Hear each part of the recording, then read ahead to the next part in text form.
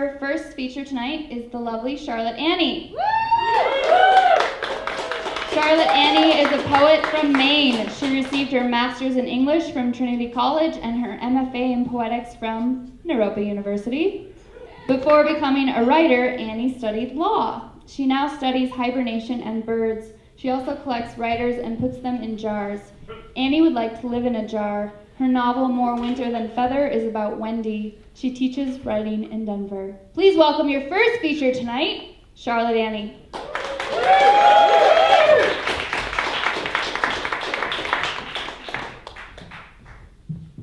Thank you, Elise.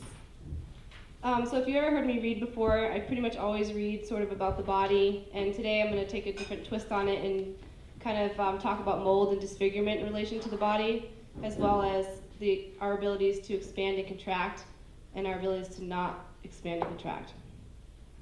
1. Mold. In the room with doors that face neither the inside nor the out, a girl sits cross-legged on the floor. She does not know what day it is. The room does not have windows. She sits cross-legged because this is the only way her body will fit in the room. The room would prefer that the girl stop sitting cross-legged, but the girl does not want to touch the room. There is mold in the room and it is difficult to breathe, but because the mold is growing on her body, it does not matter if she leaves the room or not. In winter, the mold goes away. The girl takes a rock out of her pocket. It is brown with one white stripe. She puts the rock in her mouth. This is how she keeps from floating, how she keeps her body on the ground. She does not swallow the rock. When the snow melts, the girl takes the rock out of her mouth. She does not float away. She sits with her legs crossed. This is how she keeps her body from expanding. This is how she gives birth. After the girl has given birth to herself, she cuts the umbilical cord with her right hand, even though she is left-handed, and places the cord on the table. She uses her right hand to tie the cord around her left wrist. This is how she keeps the birth close to her body. This is how she keeps the past close to her pulse. She has been self-birthed. In the winter, the cord falls off the girl's wrist and lands in a room with blue walls. The room is familiar to the girl, though she has never seen it before. The center of the rug in the middle of the room is worn. An outline of a circle maps the space where something happened to this girl, an event she cannot remember. When the snow melts, the girl walks out of the blue room. She turns to look at the spot on the rug where the circle had been, but the worn spot had faded and no longer looked like anything.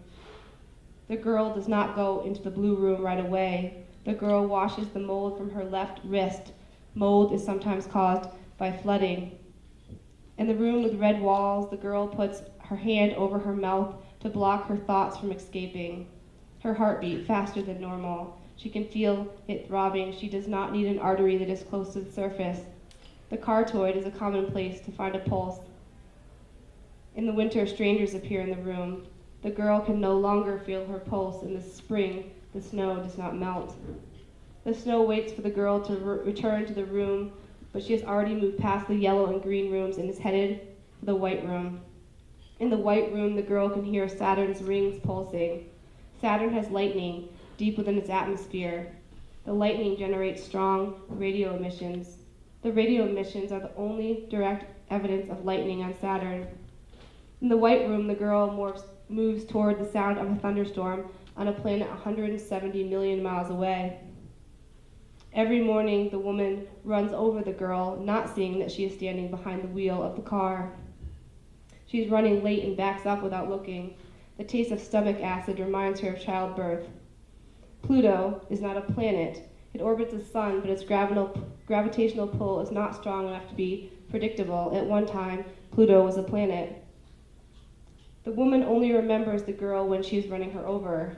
We remember Pluto because we saw that it was there before we reduced the solar system. Every morning, the woman kills the girl. This is a lot like childbirth.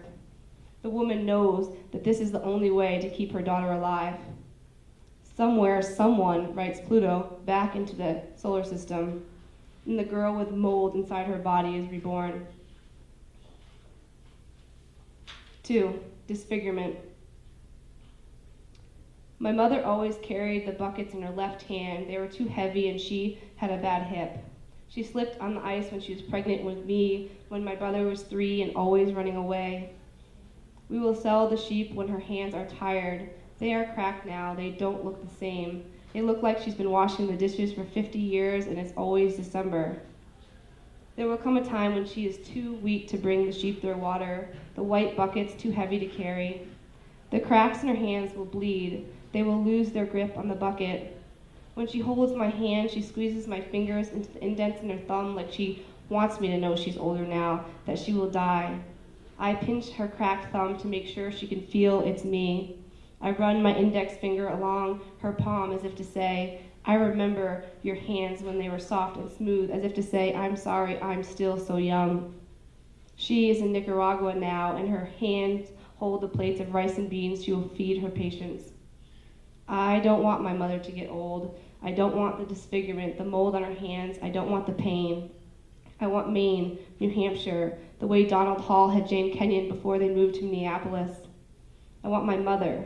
I want the water to stop before the flood, so we don't have to cry, like when my father lost June Jordan to cancer. When I was 5 years old, there was an accident. One of my fingers had been cut badly. It had been severed. The tip of my finger I held in my palm. It was no longer attached to the rest of my hand. When I look at my finger, I see the disfigurement. It defines me in some way. It reminds me that I was born without the scars I acquired. It reminds me that I've lived outside the walls of my mother's body. She presses her fingers against my finger against her face when she wants to remember me. When I look at this finger, I think of my mother. The way disfigurement was always an impossibility to her. This is my favorite part of your body, she says. Now, to expand. In Maine, we prepare for winter with our bare hands, the kind my mother had after years of hauling water. In Maine, we look for sidewalks without snow. We run so fast the wind gets inside our bodies. Our ears ring. The ringing feels like waving goodbye to my mother when I leave for Albuquerque. In Maine, we prepare for winter by saying goodbye to our mothers. We stack wood before we leave. I do not migrate alone. I fly in a skein with a flock of Canadian geese. When I arrive home, there's an envelope waiting for me. I open the envelope and remove what is inside. It is a field guide of North American birds and a note. The note says something about raking the leaves before the snow comes. My father sent the book so that I could look up hummingbirds, but all I can find are swans. I cannot remember life before winter. I cannot find a place for my hands. When I was a child, I thought having 5 fingers meant everything. I stand by the window and wait for the mail to come. My father sends an envelope of laminated maple leaves. I picture him standing among the trees, collecting sap. There are white buckets and women with rubber boots. They make syrup before the snow comes. When the snow melts, we drink coffee. I wear all the lost scarves and you sit beside me. 2 hours pass. The rest of the world is in motion, but we are still. I breathe birds from my back in the place where wings form. I take sparrows out of your skin. I replace your eyes with silver coins and stuff your body with straw, only it's not straw, it's feathers. And when the wind blows, the feathers return to the birds. You lean back and look at me, but I am gone. You touch your coin eyes, but you cannot cry because your eyes are made of silver. In New Mexico, I find a penny and toss it into a ravine. Even in winter, everything is red. I open the door to your room. A hummingbird flies out. It looks at me. It was never inside my body. It was never a teeny bird on a windowsill at your parents' house in Los Alamos. The bird that flies out of my body was never in your room. The bird inside me is a Rhode Island swan. In Colorado, I wake to the sound of piano. We all sit together in a row on the couch beside the first. Before I am alone, I call home. If I die, please bury my bones above ground. I turned 30 all by myself, and if the piano had not woken me, I would still be dreaming of frozen oceans, impossible sorrow, life without birds that return from Estes in the afternoon before winter settles in. The bird inside me is a Canadian goose, just learning to land on water. In Colorado, winter is powerless against the bird. I stand beside a pond and watch ducks. The bird stands beside me. He has not flown in from Canada with the other geese. He has not sent an Arctic chill to Maine. My mother says the chill makes her hands cold. My bird is not a lark or a raven or a sparrow. The pond means something to the bird. When I leave the pond, I am sad. I am not sure if I miss the bird or the water. The pond is only partially frozen. I never knew winter at all. In the morning, there are more birds. We make snow angels with chalk on the sidewalk outside my home in Boulder. We fall in love with mercensers that swim in pairs and the pond that collects Canadian geese. In the afternoon, we bring in the winter moorings and raise the sails. We uncover the wood and replace the suet. If I die of winter, please don't tell my father. My father says you can't die of winter. You can't die for lack of flying. Despite your deformity, your body belongs to you, he says. If you shrink, we may not be able to find you, he says. He says, hold on, little one. The ice will break before the dawn. I'm going to do one last piece with Junior, wherever he is back there.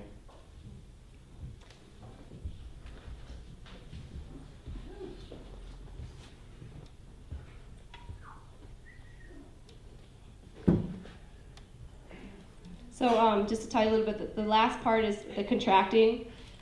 So we're going to add a little bit of something to that, just to make for something fun.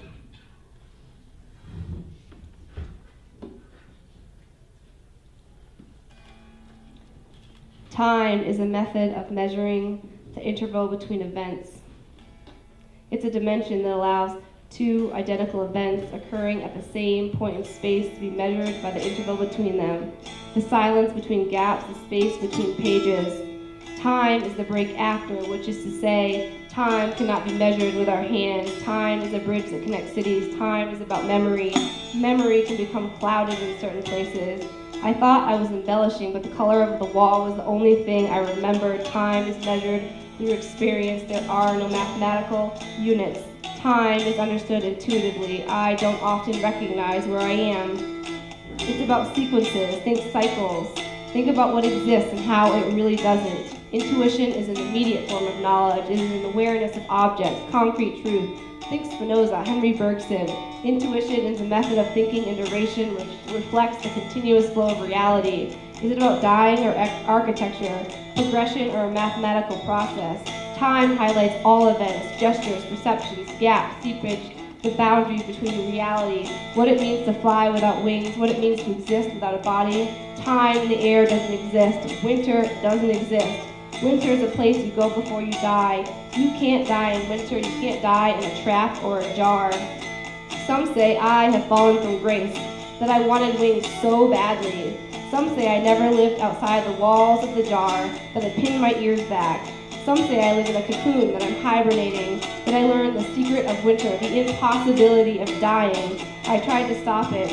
I made owls out of plastic and cranes out of paper. You can't die when the soil is firm. Snow falls and everything is white, everything is cold. Your skin frozen to your bones, your eyelashes like lockets. Everything making promises, everything falling from snow and making angels. Nothing waiting, nothing brushing off car, nothing blowing the man home. Nothing to keep your lover from melting. Some say the wallpaper looks like a scarecrow. The floor is white like snow. Some say winter is nothing to be afraid of. Some bury their bones above ground. I am afraid to swallow. I'm afraid to sleep. I'm afraid of not being able to die. I want to hibernate like a baby inside a womb, like a black bear. I want to hibernate inside a cave, inside of sleep, inside of winter. I want to hibernate inside my body. I want to keep a promise. To migrate like a bird. I want to fly. If I could fly, I would give up my hands. I would surrender my fingers, trade them in for claws. I would give up my hands to leave this ground. I would give up my hands to hibernate. I want to hibernate upside down like a bat, to feel the blood rush to my head. I want to fly south for the winter. I want to leave my body in this jar. I take the rocks out of my pocket and set them on the table.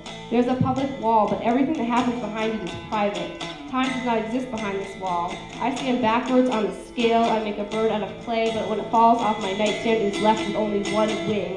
This is where they put girls who live in mason jars. This is where they put girls who keep people in jars, like stillborn babies.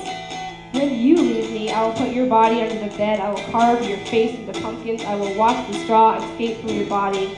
When the snow falls, I will put your eyes in a jar. They will light up the room like fireflies. I am not afraid of my body. I'm not afraid of my body. I'm not afraid of my body. There is something safe about being able to see all the walls around you. Reach out your hands, touch the glass. This is the space of your body. The finger is severed with garden shears. Deformity reminds the girl there isn't enough space. Deformity sticks to her body like mold. There is a bite mark on her left temple. Marks of deformity on the body. Marks on the body bend bones into jars. You say, come out of the jar. You say mold grows in the dark. You say you can't live without a body. You say jars are not real. You say the jars are not real. You say the jars are not real. You say the jars are not real. You say the jars are in the girl's head, but she can feel them in her hands. Reach out and touch the glass. Thank you.